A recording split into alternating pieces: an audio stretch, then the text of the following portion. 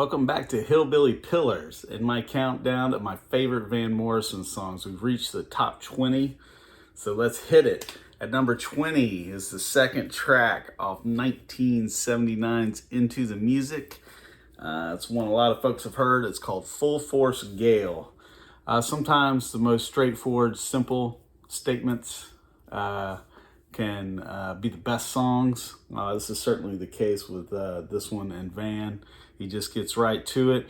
Like a full force gale, I was lifted up again. I was lifted up by the Lord. And it's just such a great uplifting number. It really is a heck of a 1-2 punch that opens up this album with Bright Side of the Road kicking it off, and then Full Force Gale really sets the tone for what I think is a foundational, very important Van Morrison record Into the Music.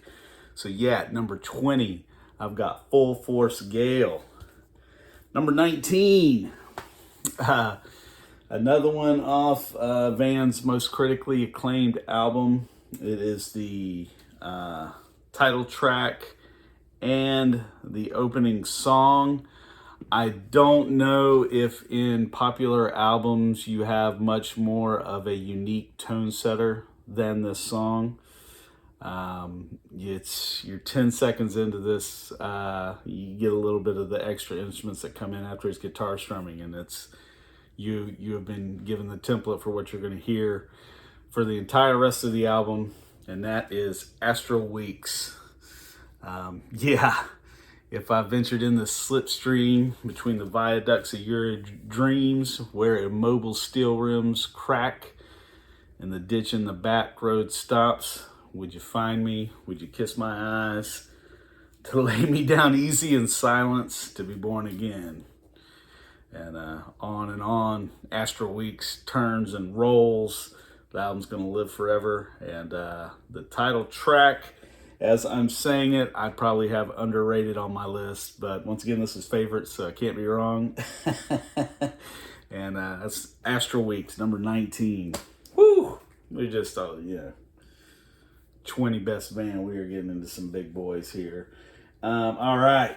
The second track off of what is probably my favorite Van Morrison vinyl side. And the one coming in this time off of side 2 of Avalon Sunset, which I'm trying to get the 1989. So we're closing out the 80s here. And that is Daring Night. Oh, how I love the song Daring Night. It's like the whole song is like a coda. Like it would be the end to maybe like one of his epics. It just rolls over on itself, and it comes right in to feel like you've like jumped into a heightened part of his song, and it never lets up from that. Oh, I love Daring Night. It's such an exaltation of a song. And it hits me deep, and I think it's just positively, uniquely Van Morrison. Daring Night off Avalon Sunset. All right, number 17. Going back to, what I consider, it's funny, this album's probably getting close to 30 years old, but it's latter day. But I mean, we're, an artist who folks feel like the peak of his career was in the 70s. That's a latter day album, it's 20 years later. And that is Healing Game, the album, and the song is Burning Ground. Really, really outstanding, cool modern day Van track. It's got Brian Kennedy's singing, like backup, kind of like a call and response thing to it again, which I really love. And this one uniquely has like a talking portion. I don't know. Van's had some talking songs, but I love it. And this, it's like with members in the band. And, I believe it's, if I remember reading about, it's like a recollection of his youth. And it's like jute, and the way you get rid of jute was to burn it. And he's like, we should drop the jute on the boiling ground. They're like, on the burning ground? Yeah, on the burning ground. And then the sweet horn riff comes, bow, bow, bow, bow, on the burning ground. And it's such a cool song, man. And, that's now a reference point between me and my brothers of like, that's what we say now when like there's something in your life you just gotta let go. That's what the song's about. Hard shit or whatever it may be, you can't seem to get past. Got to drop the jute on the burning ground, man. And just for that alone, this would always be one of my favorite songs. But I got this at number 17 on my favorite Van Morrison songs list. That's Burning Ground, The Healing Game. Number 16. Hey, sometimes a spoiler I like to say, but it does kind of highlight. This is the only song I have off this album, Poetic Champions Compose. I think this is one I've just, that's going to grow. Like, I come back to it sometimes and I'm like, yeah, I think I'm starting to hear things in this I didn't hear before. It's very adventurous into the, his 80s kind of like new age music type of energy. But it's the one that is most known, I think, from this album, and the one that, well, there's two, I think, that are really well known. But this is the one, like I remember, was on I think it's Van Morrison Essential, which is a really wonderful greatest hits record. They did a real good job whoever pulled that list together when it came out. But that's Queen of the Slipstream. Just beautiful melody and playing on that song. And yeah, that is Queen of the Slipstream at 16 off of Poetic Champions Compose. Let me see, that's the 80s, 1987. 1987. All right. I'm up to a song I think that would be in a lot of people's top fives. This is Epic Long Van, getting maybe to the heart of the essence of that, really, in his whole recording career. I believe this album is 1980. I believe this is what kicked off his 80s run. It's an album with only 6 tracks, and it fills the grooves to tell you the length of these songs. But this is Summertime in England. Van getting to it. It's a song he's done often live, and I think it's a real highlight live from, booths and live recordings that I've heard. It's so great each and every time I've heard it. And, he takes you on a ride as you venture Summertime in England with Van Morrison, and that's from Common One. All right. Moving along, that was 15, Summertime in England. 14. Also in the running for my favorite Van Morrison side of all time. And this is one of those where it makes me feel like like being kind of hip because everyone knows side one. It's almost like common music people know, if you're especially at a certain age from FM radio, you know all the songs.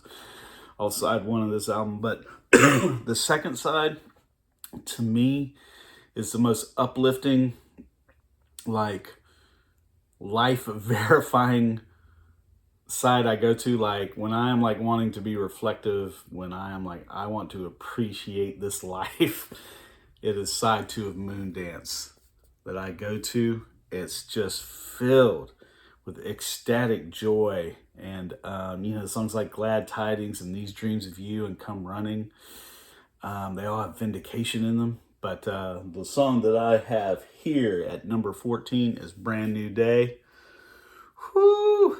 It is, maybe to me, that's the, like, kind of the heart of the Moondance album. His particular really soulful singing that he brings to this record. Yep. Brand New Day off Moondance. I believe, what was Moondance? Was it 72? Early 70s Van. All right. Another big one. I'm just laughing at this point like, oh Lord, every single one of these songs. This is another one I think you would see in a lot of top 5 lists, and a lot of people would have, way up high on their Van list.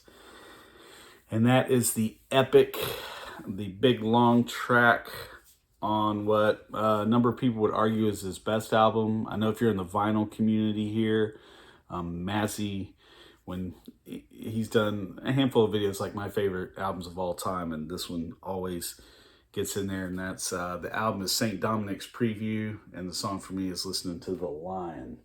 Listen to the Lion at 13.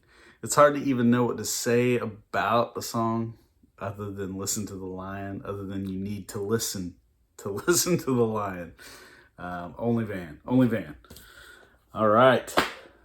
That was 13. So we got 2 more this time around. Number 12, we are going back to Moondance. But this is the one place, because it's so culturally impactful and known, where I allowed myself an asterisk to my own rules. I didn't have any like greatest hits or outside recordings. It was just my favorite songs off his studio albums. This is a song from one of his studio albums, but I am taking a different version. It's what I'm going to allow myself. It's a live version of the song, and at this point, you're probably going to get where I'm going with this. It is Caravan from The Last Waltz. Just an all-time great live videotape performance. Van is rocking this impossibly strange, like, purple jumpsuit thing, and he is in groove with the band, and he starts doing high kicks, and it is just remarkable. It's a song that works so well with the band, and the performance is an all-timer. I know there's like a commentary thing, a commentary version of The Last Waltz, and I think it was Dr. John, and he was talking about, of all the acts, I'm a Bob Dylan guy. If you my channel, he's 1A, Van's 1B for me. And, the whole thing kind of culminates and builds to this moment. Is Bob going to play or not? And then he does, and that's kind of like the epic thing of the thing. But the one standout performance, and Dr. John said he had the house. That's what we call the house. And no one brought the house like Van. I was there that night in the crowd. No one brought more house than Van. It was Caravan by Van Morrison. So I have Caravan's live performance from Last Waltz at number 12. And then the last song, number 11, before we hit my top 10, is off of my favorite Van Morrison album. And like I said in the previous chapter, what I also consider to be his best album. And this one is Streets of Arklow off of Eden Fleece. A rumination as he and his lover walk through the streets of the Irish town Arklow. And it's just right in the heart of the real grooved front side of this record. It kind of feels like a modern day King Arthur type of tale energy to it. And such a cool, I don't know if it's flute or recorder. I always, I get that wrong. It may just be a recorder, but that's playing in the background that it's really cool. It's not dainty or doesn't fit. It's just so perfect for it. And man, I love the song Streets of Arklow. And that comes in at number 11 on my rundown of my favorite Van Morrison songs. So next chapter, we're going to be hitting that top 10. I'll see you then.